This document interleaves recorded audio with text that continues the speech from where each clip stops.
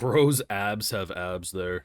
Also, his pecs are almost double D's. Jesus. He never skips chest day, but I can tell he skips leg day. Bro straight up trained everything but his legs. This is why, even as men, you gotta train them legs. Aesthetics don't stop from fucking waist up, you know? This show really is the feeling of playing a JRPG, though. Oh, he's so cute. I do like, though, that we may have so many isekai every season, but no matter what, they'll always teach you a valuable lesson, right? Like this one. Never skip leg day, otherwise you'll end up with a character design similar to that other bozo. You see how my boy's proportioned in his body? That's because my boy doesn't skip leg day. He trains everything equally, unlike this fucking guy. I do like that he's cautious about his summoning, because it still hasn't been a thing that's been fully implemented to the world in terms of knowledge. So his summons actually have, like, a life. That's gonna add for emotional weight when they inevitably die, huh?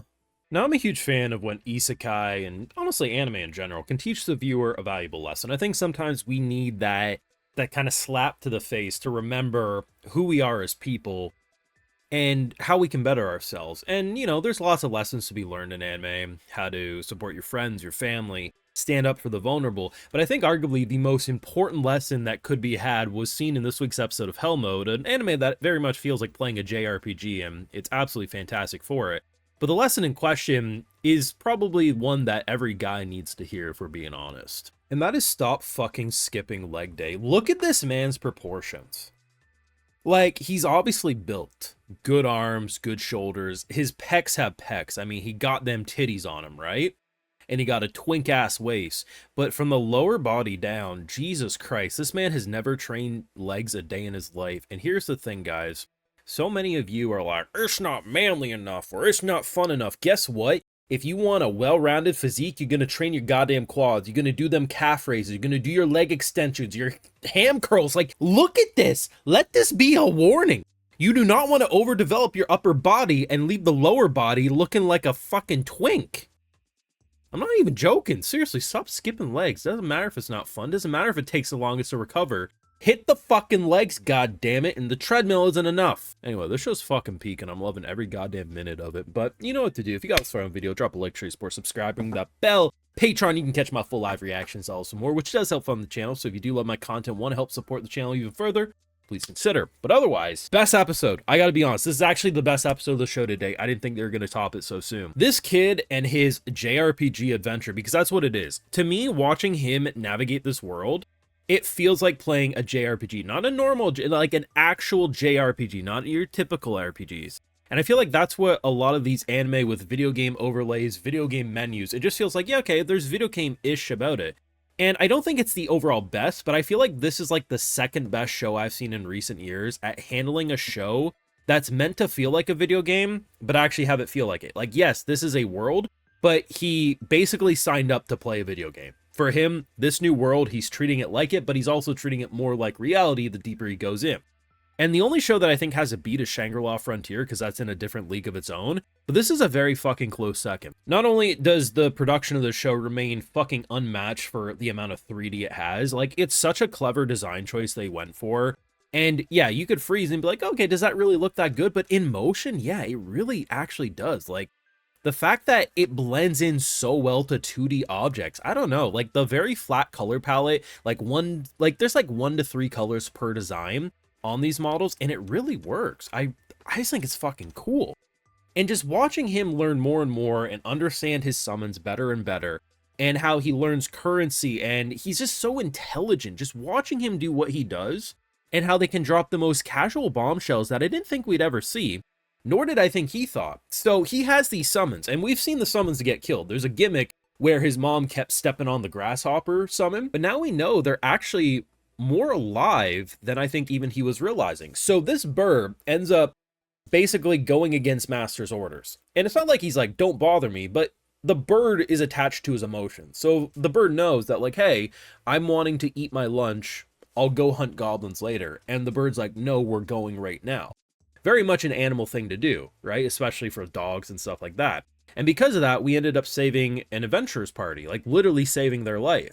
It's not a big thing, but it's enough for even him to be like, huh, I thought you were just a summon that did shit for my abilities, but you actually have your own feelings.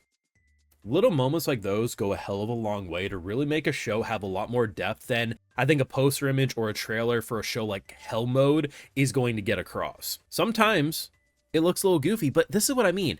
If you look at this shot and don't think this looks like a JRPG, I don't know what to tell you. I feel like I'm about to play some Dragon Quest or something. Like, this is the most video game feeling shit I've seen in a while. Like, if we could make this the norm for how 3D mobs were gonna look like, I'd be a really happy fucking camper, I gotta be honest. And it's really cool because, I'm not sure if it was last episode or the one before it, one of the things he's learned about his summons is that he's kind of been treating it before that moment that like, okay, I'm just gonna try to level up these summons, but realizing that each of them have their own mechanics. So like the butterfly summon has more of like a paralysis, a sleep potion kind of idea.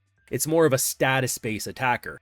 The saber-toothed tigers are more of frontline fighters. The hawks are scouts / maybe it's a little more range combat. And he's utilizing this kind of like Pokemon summoning team formula very well. And honestly, he's making quite a lot of progress. He's also learning a lot about the currency and what things are worth. He wants to join the Adventurers Guild, can't just yet. I think based on how everything ends, it'll probably get him there sooner than later, because he's already talking with the leader of the house, the Lord, right? And the adventurers are now on his good side. I feel like he has a path of either becoming a knight or an adventurer. I feel adventurer makes more sense. But given that his manservant title literally gets him into the family, which most people in his position, given how his status was when he was born, would never get, is really interesting. They're doing good. I think the wholesomeness is there. There's obviously like a little bit of toxicity when it comes to the daughter, but she's not so insufferable that she's irredeemable, and I honestly think there's foreshadowing. So she mentions about how she wanted to bake something because her brother's coming home. Given that we just saved the adventurers with that like healing leaf, I have a feeling that he's going to end up saving her brother, and that's going to be the turning point for her liking him a lot more. But to be honest, her dynamic, even as it stands, just reminds me of like a childhood crush friendship dynamic where one probably has stronger feelings than the other, but they're both friends. It's just that cute bratty nature, and I think it's honestly pretty harmless and not really that insufferable by anime standards, if we're being honest. I hadn't talked about the show for a while up until last week, but I don't know, you guys seemingly want more. It was probably a fluke. This video will crash and burn, but I'm loving the show. It's one of my favorites to watch. I don't think it's the overall absolute best, but I know I'm always going to have a blast watching Hell Mode. I know it's going to be absolutely fucking fun, and even the slowest looking episode at face value can end up cooking such thought-provoking world building that this is like the closest next to Shangri-La Frontier that it feels like playing a video game. Now, Shangri-La is more of an MMO feeling, this is more of a JRPG feeling, but yeah, I'm fucking loving it. You let me know your thoughts down below, though. Make sure you drop a like, share, support, subscribe, ring that bell, Patreon for live reactions you live over there, and other exclusives like, hey, I love to give those video shoutouts to my patrons, because without them, you wouldn't get these YouTube videos at all. Alright, so today we got Gutter Snipe, Troy, Rikamatsu, Jeffo369, Game Senpai, ICL Sasiro, and we also have Michael Meadows, so I appreciate the support, everyone. Please take care. You have a good one.